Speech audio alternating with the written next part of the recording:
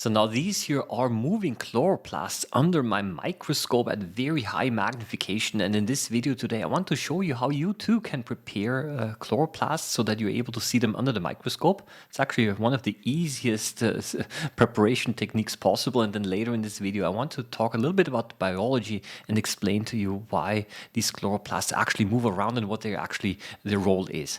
So hi, hello and welcome again, Microbehunter here. I'm Oliver, and I think we're just gonna dive in right away into the specimen preparation, because all you need is you somehow need to get yourself some Elodea. Elodea is a freshwater plant. It's drifting around in a pond and in lakes. But of course, if you don't have a pond or lake nearby with those plants, you can of course always order them online as well. Shops that sell water plants for people with a home aquarium, they actually have those. Elodea is a very popular plant because it grows quite rapidly, very quickly, and it's also not very demanding.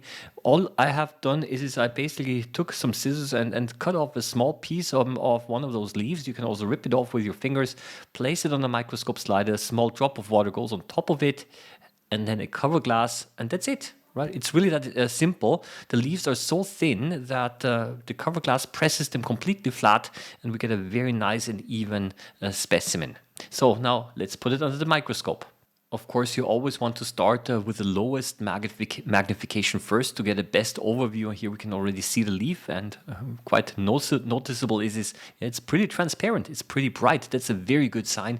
If you take the leaf of a plant, of a land plant, then of course they're much thicker, and you would not be able to see anything at all. But those Elodea leaves approximately 2 cell layers thick, and as we go up with the magnification, we can actually see the cells much better. But the chloroplasts are still a little bit too small to be seen, and if we want to observe their movement, then of course we have to go really up with the magnification.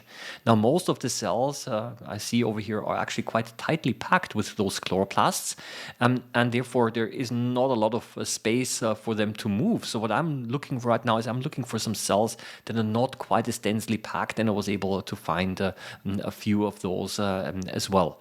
Now, those chloroplasts, as I mentioned already before, they catch sunlight, they do photosynthesis, and the green pigment, the chlorophyll, actually is responsible for catching the energy of the sun to make sugar for the plant. And right now we're looking at the cells at the maximum magnification that I'm able to show you.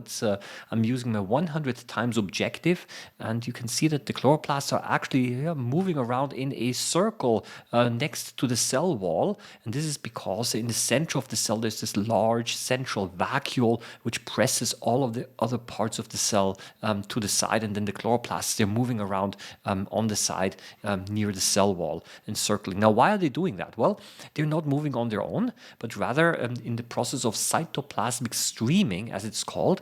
The cytoplasm is moving in the cell, and it's pulling along those chloroplasts at the same time. So the chloroplasts, they do not move on their own, but rather they're passively being pulled along inside the cell. This actually shows that a plant, even though it does not appear to be moving on the outside, there's quite a bit of movement going on if we really zoom in quite a bit into those cells.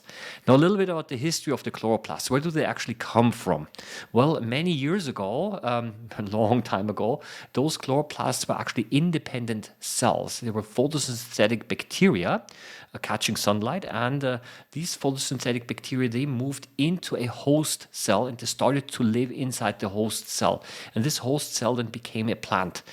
So over the years, there was a huge interdependency started to form. The green bacteria, the photosynthetic bacteria, they started to produce sugar for the host cell, and the host cell provided some protection for those bacteria. And by the way, this one over here is now 5 times faster than in real life. I did a little bit of time lapse as well.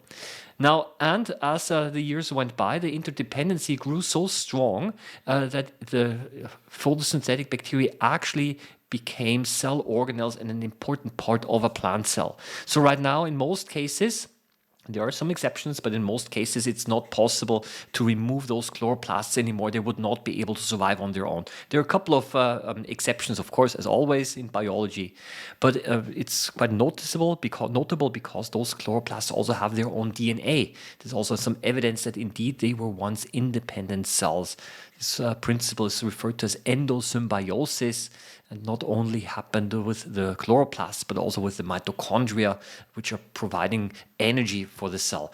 Yes, this endosymbiosis is nothing unusual. Even nowadays, we're able to find cells that are able to host other algae and photosynthetic bacteria in them. So it's not entirely an unknown concept. Well, I hope that you liked the video. It's all from my side, a little bit of biology at the end as well, of course, so that we understand better of what we're actually observing. If you like this video, I would like to invite you, of course, to subscribe to this channel. It would really make me happy, but especially, and this is the easier thing even, just a tiny click on the like or thumbs up button, and this way the YouTube algorithm will also start to show the video to more people, and this way also the hobby of microscopy, biology as a hobby, is also going to be a little bit more popularized. At least this is my hope. From my side, it's all. I wish you all the best. Happy microbe hunting as always, and hope to see you in the next video again. Bye bye.